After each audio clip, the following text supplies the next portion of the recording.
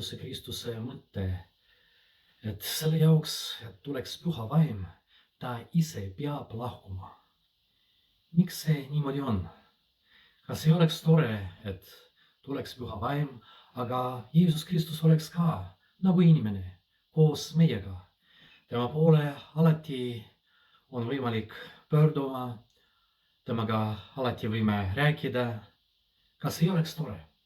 Esimene mõte, mis tuleb pähe, on niisugune, et meil on olemas näiteks paavst. Kui palju meist oli võimalus või on võimalus rääkida temaga? Ta on inimene. Aga see ei ole kõige tähtsam asi. Miks Jeesuse Kristuse jüngrid olid nii kurvad, et Jeesus Kristus peab lahkuma? Sellepärast, et nad olid harjunud elama koos Jeesuse Kristusega ja kindlasti tahtsid, et niisugune elu oleks ka tulevikus. Jeesus Kristus jutlustab, Jeesus Kristus annab toitu, Jeesus Kristus tervendab. Muidugi apostlid ka peavad midagi tegema, aga alati teavad, et nende taha on Jeesus Kristus. Kui midagi läheb valesti, ta aitab, ta kaitseb, ta teeb midagi nende asemel.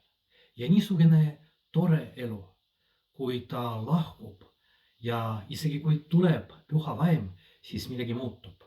Ja me teame, et pärast Jeesuse Kristuse taivasse minekut jüngrid pidid ise tegutsema. Niisugune küsimus, kas ma tahan, et toimuksid muudatused minu elus? Või ma tahan, et oleks nii, nagu on kogu aeg? Et ma käin kirikus, ma palvetan, võib-olla ma istun seal, kus ma istun kogu aeg. Väga häirib mind, kui ma pean istuma kuskil mujal. Kas toimuvad muudatused?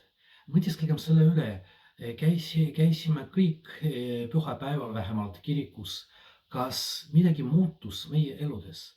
Kas ma hakkasin elama teistmoodi?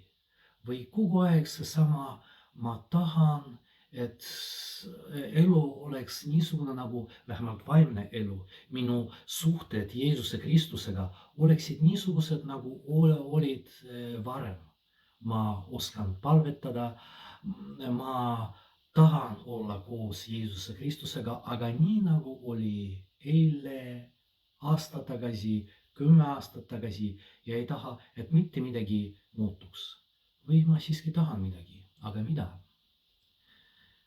Pühapäeval Jeesus Kristus eriti pöördub meie poole, ütleb, et ta peab lahkuma, võtke vastu püha vaim, kas võtame ja kuidas me elame edasi.